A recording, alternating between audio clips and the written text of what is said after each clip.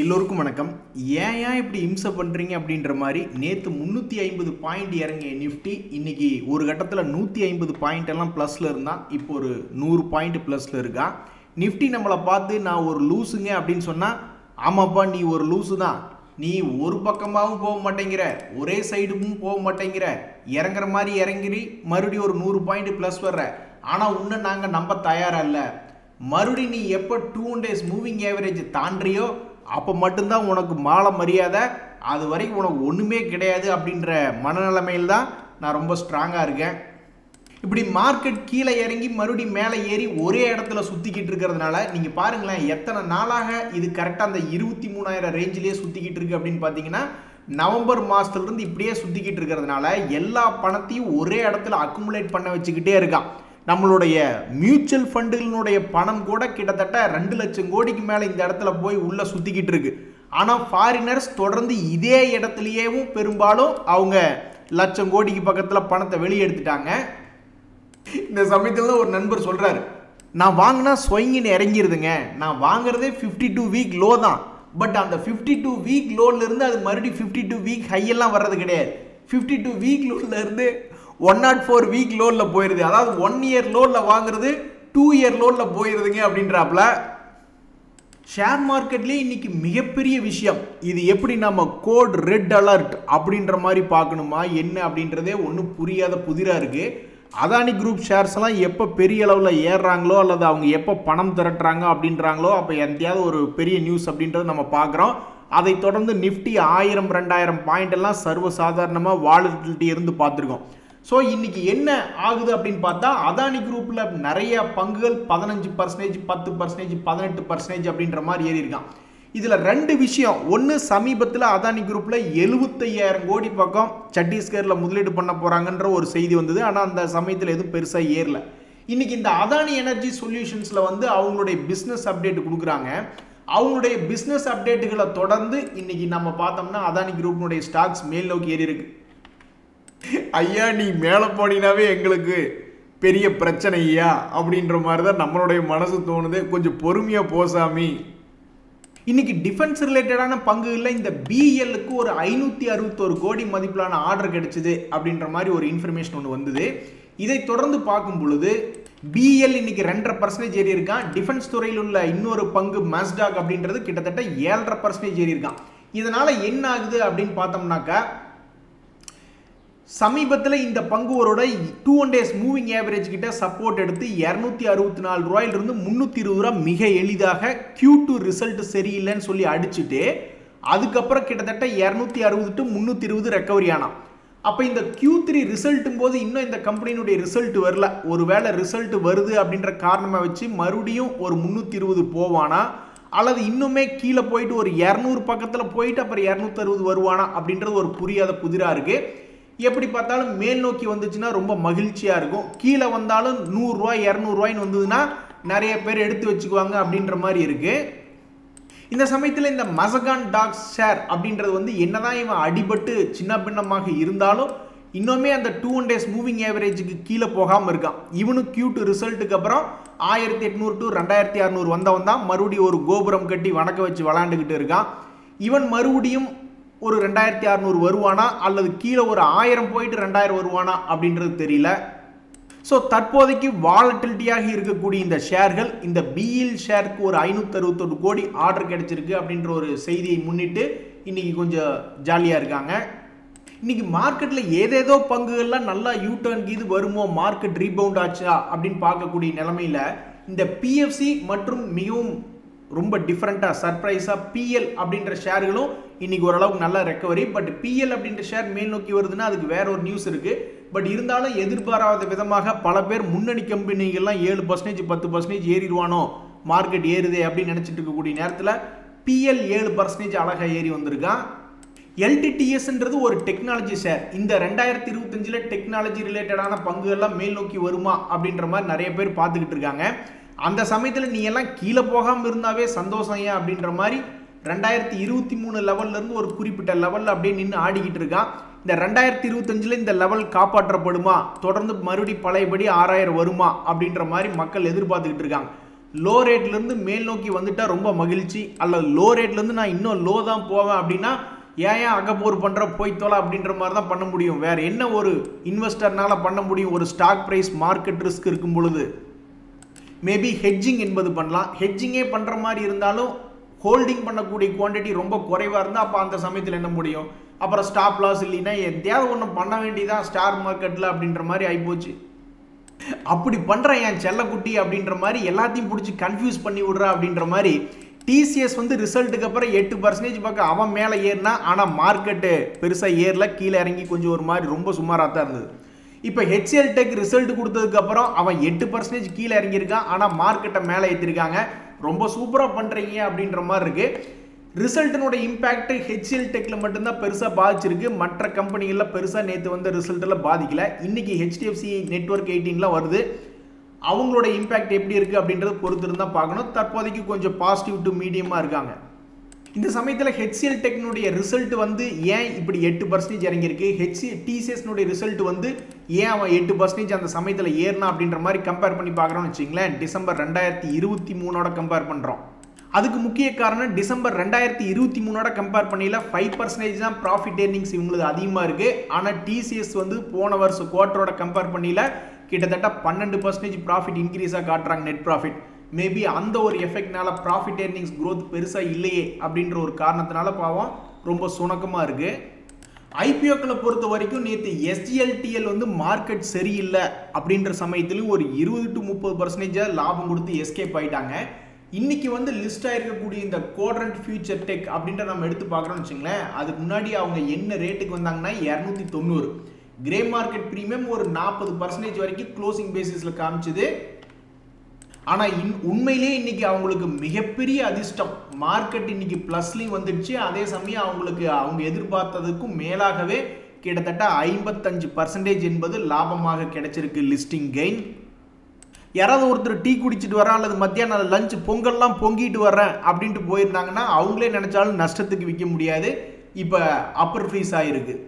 இப்போதைக்கு தற்போதைக்கு ஐபிஓக்கள் கழுதை என்ன குதிரை என்ன, அவங்களுக்கு வந்து கிரே மார்க்கெட் ப்ரீமியம் ஓரளவுக்கு நல்லா இருந்தாவே நல்லா வந்து லிஸ்ட் ஆயிருமோ அப்படின்ற ஒரு நம்பிக்கை தான் இப்போதைக்கு ஷேர் மார்க்கெட்டில் போயிட்டுருக்கு. ஸோ அந்த வகையில் இந்த லக்ஷ்மி டென்டல் அப்படின்றது வந்து தற்போதைக்கு ஒரு 30% மேபி ப்ராஃபிட்ல இது வந்து லிஸ்ட் ஆயிருமோ அப்படின்ற மாதிரி கிரே மார்க்கெட் ப்ரீமியம் யோசிச்சுக்கிட்டு இருக்காங்க.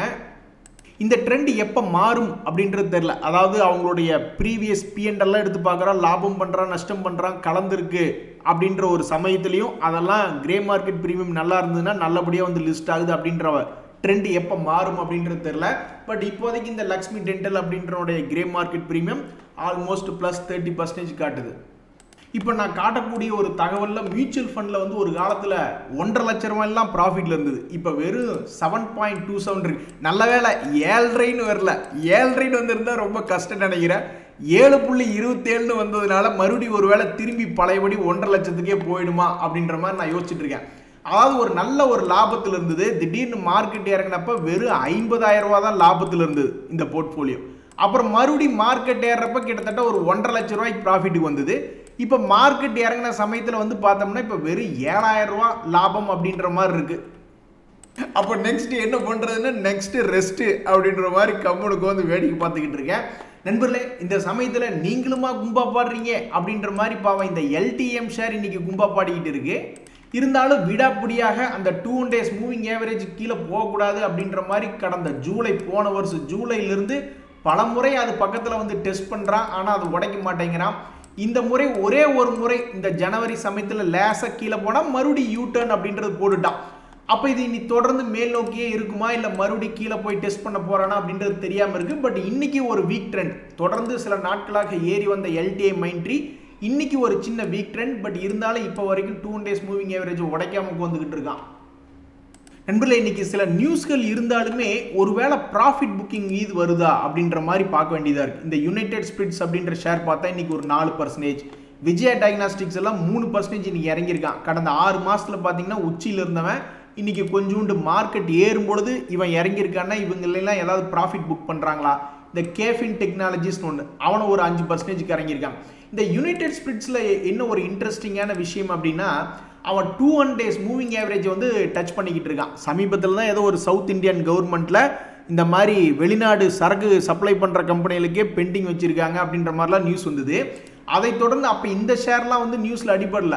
அப்போ ஆனால் அந்த நியூஸுக்கு அப்புறம் பார்த்தீங்கன்னா இவங்களும் கொஞ்சம் 4-5 நாளாக தொடர்ந்து இறக்கம், அது மார்க்கெட்னுடைய இறக்கமாகவும் எடுத்துக்கலாம், அந்த நியூஸ்னுடைய தாக்கமும் எடுத்துக்கலாம். எப்படி பார்த்தாலும் சரி இந்த ஷேர் இதுக்கு முன்னாடி 2 days மூவிங் ஆவரேஜுக்கு மேலே தாண்ட ஆரம்பிச்சது 800 ரூபா ரேட். 800 ரூபாயிலிருந்து பணத்தை டபுள் பண்ணி விட்டுட்டு மறுபடியும் 2 days மூவிங் ஆவரேஜ் வந்து டச் பண்ணுறான். மறுபடி திரும்பி எகிரானா இல்லை என்ன, இவனுடைய தலைவிதி என்ன அப்படின்றது பொறுத்திருந்து பார்த்தா தான் தெரியும். நண்பர்களே, தத்துவம் என்பது எல்லாருக்குமே தெரியும், அதெல்லாம் தெரியும். பட் இருந்தாலும் அதை ஃபாலோ பண்ணுறது எப்படி அப்படின்றத இப்போ ஒரு முக்கிய பிரச்சனையாக இருக்குது. இப்போ ஒரு பாயிண்ட் என்ன யோசிக்கணும்னா, கீழே எவ்வளோக்கு எவ்வளோ லோ பிடிக்கிறாங்களோ அது 52 வீக் லோ இருந்தால் என்ன, அல்லது மல்டி இயர் லோவாக இருந்தால் என்ன, திரும்பி வர்றப்ப அவங்களுக்கு தான் ப்ராஃபிட் வரும். அது எப்போ திரும்பி வரும் அப்படின்றது யாருக்கு தெரியும்? அந்த அக்குமுலேஷன் பண்ணுறது, ரீபவுண்ட் பண்ணுறதெல்லாம் ஓகே, பணம் யாருக்கிட்டு இருக்குது, அது எப்போ திரும்பி வரும்னு எப்போ தெரியும்? ஸோ இது மாதிரி பல ப்ராக்டிக்கல் டிஃபிகல்ட்டிஸ் இருக்குது. இதெல்லாம் முக்கிய காரணம் என்னென்னா ஒரு ப்ராப்பர் பிளான் இல்லாமல் போகிறதா. ஸோ சிஸ்டமேட்டிக் இன்வெஸ்ட்மெண்ட் பிளான் மூலியமாக அக்குமுலேட் பண்ணுறவங்களுக்கெல்லாம் ஜாலியாக தான் இருக்கும். குறைவான பணத்துக்கு ரொம்ப அதிகமான யூனிட் கிடைக்குது அப்படின்ட்டு. பட் அப்பப்போ ட்ரேட் பண்ணுறவங்க, ஷார்ட் டேர்மில் ட்ரேட் பண்ணுறவங்க, லம்சமாக உள்ளே போயிட்டு மறுபடியும் ஆட் பண்ணுறதுக்கு பணம் இல்லையே அப்படின்றவங்க, மார்ஜின் ட்ரேடிங்கில் பண்ணி மார்ஜின் கால் வந்து அந்த மார்ஜின் காலுக்கு எப்படி பணம் கட்டுறதுன்னு தெரியாமல் இருக்கிறவங்களுக்கு எல்லாத்துக்குமே இந்த ஃபிலாசபியெல்லாம் ஒத்து வராது. நண்பர்களே, இந்த JSW எனர்ஜி ஷேர் யாராவது வச்சுருக்கீங்களா? அதில் முக்கியமான விஷயம் என்ன அப்படின்னு பார்த்தோம்னா, இதுக்கு முன்னாடி ஒரு குறிப்பிட்ட லோ வரும் பொழுது 2 முறை அவன் எகிரி குதிச்சிருக்கான். இப்போ ஜூன் மாதத்தினுடைய லோக்கே வந்து இப்போ கீழே விழுந்திருக்கு. இன்னைக்கு பார்க்கும்போது சில எனர்ஜி பங்குகள்லாம் வந்து மேல் நோக்கி ஏறி இருக்கான். பாவம் இவன் மட்டும் கொஞ்சம் திணறிட்டு இருக்கான். இப்படி திணறி கொண்டு இருக்கக்கூடிய இந்த நேரத்தில் இன்னைக்கு வெறும் ஒரு +2% ஏறி இருக்கக்கூடிய இந்த நேரத்தில் ஏதாவது மாற்றம் வருமா? தொடர்ந்து இறங்கிக்கிட்டே இருக்கியே, 760 ரூபாயிலிருந்து தொடர்ந்து லூஸ் மோஷன் போலே 200 ரூபாய் இறங்கியிருக்கியே, ஒரு 100 ரூபாயாவது நீ திரும்பி ஏறக்கூடாதா அப்படின்ற மாதிரி இந்த ஷேரை வச்சிருக்கிறவங்க யோசிச்சுக்கிட்டு இருப்பாங்க. இந்த சம்பல் ஃபெர்டிலைசர்லேயும் ஒரு நியூஸ், அவங்களுக்கு வந்து GST டிமாண்ட் வந்திருக்கு அப்படின்ட்டு. ஆனால் எவ்வளவுன்னு கேளுங்க, வெறும் 1 கோடியே 30 லட்சம், 1.3 crore அப்படின்ற மாதிரி வந்திருக்கு. அப்போ இந்த ஷேர்னுடைய செய்தி என்ன அப்படின்னு பார்த்தீங்கன்னா, இப்போ ஒரு வெறும் 1 கோடி தான் அப்படின்ற மாதிரி GST நோட்டீஸ் வந்திருக்கக்கூடிய சமயத்தில் இது ஒரு 200 days மூவிங் ஆவரேஜ் இருக்குது. போன குவார்ட்டரில் ஏறின மாதிரி இந்த குவார்ட்டரில் ஏறுவானா அப்படின்றத பொறுத்து இருந்து தான் பார்க்கணும்.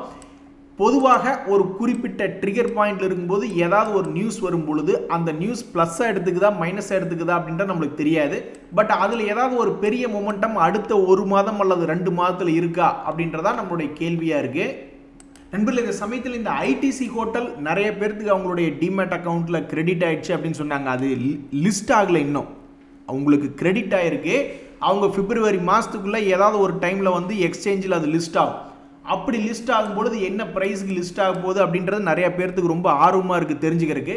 இந்த சமயத்தில் வந்து இந்த ITC ஹோட்டல் யாருக்கெல்லாம் வரணும்னு எலிஜிபிலிட்டி இருக்கோ அவங்களில் சில பேர் வந்து இந்த மாதிரி எங்களுக்கு ஷேர்ஸ் கிரெடிட் ஆகிருக்கு அப்படின்ற மாதிரி நியூஸ் வந்திருக்கு. ஸோ உங்களுடைய டிமேட் அக்கௌண்ட்டில் கிரெடிட் ஆகிடுச்சு அப்படின்ற மாதிரி பாருங்கள். Wow, what a positive energy அப்படின்ற மாதிரி நிறைய டைம் நம்ம வந்து இன்கம் டேக்ஸ் நோட்டீஸ் வந்து தான் பார்த்துருப்போம். சில இடங்களில் வந்து IT ரீஃபண்ட் அப்படின்றது நடக்குது. அந்த வகையில் இந்த கொஸ்கார்ப் அப்படின்ற ஷேர் வந்து நல்ல ஒரு அருமையான லாபம் கொடுத்துருந்தான். இதுக்கு முன்னாடி 2023 திடீர்னு 350 ரூபாய்க்கு சப்போர்ட் எடுத்தவன் 850 வரைக்கும்லாம் போயிருக்கான். இப்போ 625 ரூபாயில் இருக்கக்கூடிய இந்த நேரத்தில் இந்த மாதிரி IT ரீஃபண்ட் அப்படின்ற மாதிரி ஒரு செய்தி ஒன்று வருது. அந்த செய்தி இவனுக்கு ஏதாவது ட்ரிகராக இருந்து எதிர்காலத்துக்கு உதவுமா அப்படின்றது பொறுத்து தான் பார்க்கணும். அதே மாதிரி டீ குடிக்கிற கம்பெனிகள்லாம் பெரும்பாலும் மண்ணை கவி கீழே படுத்திருந்தது.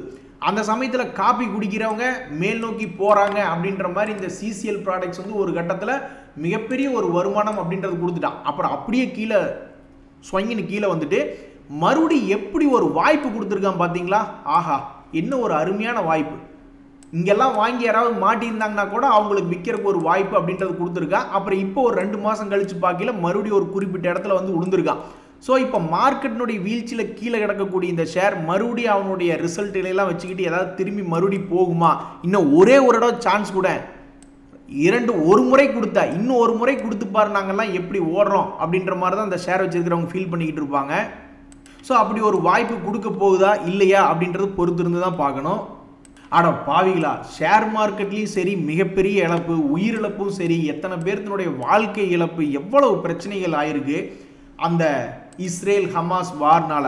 சும்மா கிடந்த சங்க ஊதி விட்டானா ஆண்டி அப்படின்ற மாதிரி ஏதோ ஒரு ஏகப்பட்ட விஷயங்கள் நடந்து கடைசியில் யாருக்கியா பிரச்சனை அப்படின்னு பார்த்தா பொதுமக்களுக்கு தான் பிரச்சனை. பாவம், அவங்களுடைய வாழ்வாதாரங்கள் எத்தனை பிரச்சனை. இப்போ கடைசியில் பார்த்தா இத்தனை வருஷம் கழிச்சு இதனால ஷேர் மார்க்கெட்டில் எவ்வளவு பாதிப்பு, பொருளாதார பாதிப்பு. கடைசியில் இப்போ பார்த்தோம்னா இத்தனை வருடங்கள் கழித்து, இத்தனை மாதங்கள் கழித்து இந்த மாதிரி அந்த இஸ்ரேல் அண்ட் ஹமாஸ் போர் அப்படின்றது ஒரு முடிஞ்சிரும் அப்படின்ற மாதிரி ஒரு இன்ஃபர்மேஷன் வருது. எனக்கு என்னமோ இந்த ஜோ பிடன் போகிறதுக்குள்ள அவசரமாக பல நிகழ்ச்சிகள் பண்ணுவாங்க போல.